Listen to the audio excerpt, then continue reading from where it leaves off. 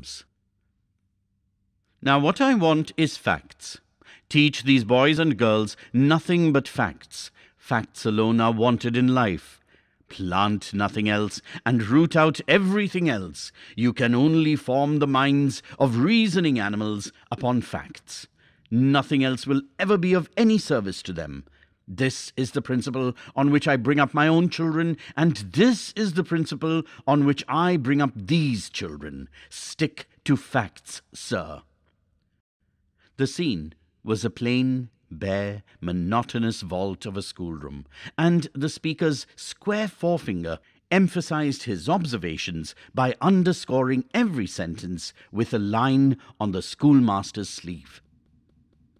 The emphasis was helped by the speaker's square wall of a forehead, which had his eyebrows for its base, while his eyes found commodious cellarage in two dark caves, overshadowed by the wall. The emphasis was helped by the speaker's mouth, which was wide, thin, and hard-set. The emphasis was helped by the speaker's voice, which was inflexible, dry, and dictatorial. The emphasis was helped by the speaker's hair, which bristled on the skirts of his bald head, a plantation of furs to keep the wind from its shining surface, all covered with knobs, like the crust of a plum pie, as if the head had scarcely warehouse room for the hard facts stored inside. The speaker's obstinate carriage, square coat, square legs, square shoulders, nay, his very neckcloth, trained to take him by the throat with an unaccommodating grasp, like a stubborn fact, as it was, all helped the emphasis. In this life we want nothing but facts, sir, nothing but facts. The speaker and the schoolmaster and the third grown person present all backed a little and swept with their eyes the inclined plane of little vessels then and there arranged in order, ready to have imperial gallons of facts poured into them until they were full to the brim.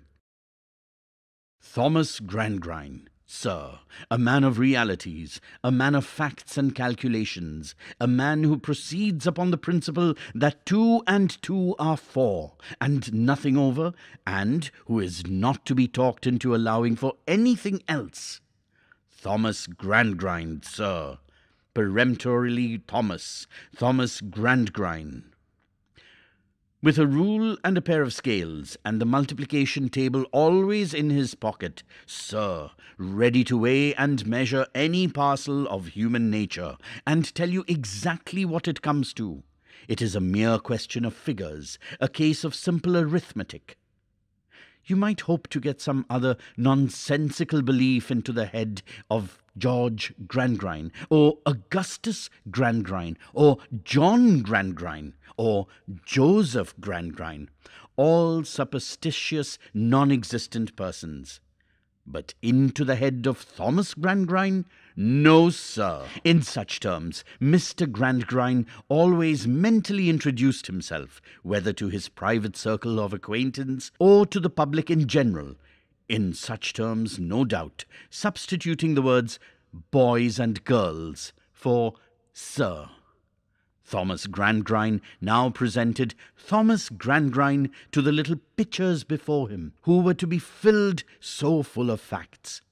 Indeed, as he eagerly sparkled at them from the cellarage before mentioned, he seemed a kind of cannon loaded to the muzzle with facts, and prepared to blow them clean out of the regions of childhood at one discharge.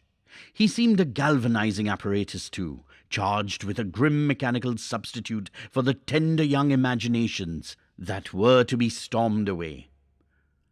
"Girl number 20, said Mr. Gradgrind, squarely pointing with his square forefinger. "I don't know that girl. Who is that girl?" "Sissy Jupe, sir," explained number 20, blushing, standing up, and curtsying. "Sissy is not a name," said Mr. Gradgrind. "Don't call yourself Sissy. Call yourself Cecilia." "It's father who calls me Sissy, sir," returned the young girl in a trembling voice, and with another curtsy. "Then he has no business to do it," said Mr. Gradgrind. "Tell him he mustn't. Cecilia Jupe, let me see, what is your father?" "He belongs to the horse riding, if you please, sir." Mr. Gradgrind frowned and waved off the objectionable calling with his hand. "We don't want to know anything about that here. You mustn't tell us about that here. Your father breaks horses, doesn't he?" "If you please, sir, when they can get any to break, they do break horses in the ring, sir." "You mustn't tell us about the ring here. Very well, then. Describe your father as a horsebreaker. He doctors sick horses, I dare say?" "Oh, yes, sir." "Very well, then. He is a veterinary surgeon, a farrier, and horsebreaker. Give me your definition of a horse." Sissy Jupe thrown into the greatest alarm by this demand. "Girl number 20 is unable to define a horse," said Mr. Gradgrind, for the general behoof of all the little pitchers. "Girl number 20 possessed of no facts in reference to one of the commonest of animals. Some boy's definition of a horse. Bitzer, yours." The square finger moved here and there, lighted suddenly on Bitzer, perhaps because he chanced to sit in the same ray of sunlight which, darting in at one of the bare windows of the intensely whitewashed room, irradiated Sissy. For the boys and girls sat on the face of the inclined plane in two compact bodies, divided up the centre by a narrow interval, and Sissy, being at the corner of a row on the sunny side, came in for the beginning of a sunbeam, of which Bitzer, being at the corner of a row on the other side, a few rows in advance, caught the end. But whereas the girl was so dark-eyed and dark-haired that she seemed to receive a deeper and more lustrous colour from the sun when it shone upon her, the boy was so light-eyed and light-haired that the self-same rays appeared to draw out of him what little colour he ever possessed. His cold eyes would hardly have been eyes, but for the short ends of lashes, which, by bringing them into immediate contrast with something paler than themselves, expressed their form.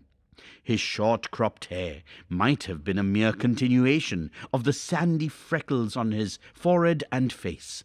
His skin was so unwholesomely deficient in the natural tinge that he looked as though, if he were cut, he would bleed white. "Bitzer," said Thomas Gradgrind, "your definition of a horse." "Quadruped, graminivorous, 40 teeth, namely 24 grinders, 4 eye teeth, and 12 incisors.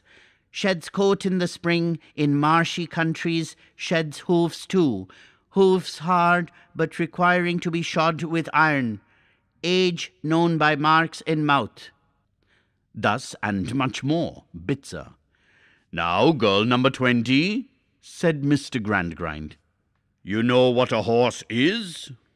She curtsied again, and would have blushed deeper if she could have blushed deeper than she had blushed all this time. Bitzer, after rapidly blinking at Thomas Gradgrind with both eyes at once, and so catching the light upon his quivering ends of lashes that they looked like the antennae of busy insects, put his knuckles to his freckled forehead and sat down again.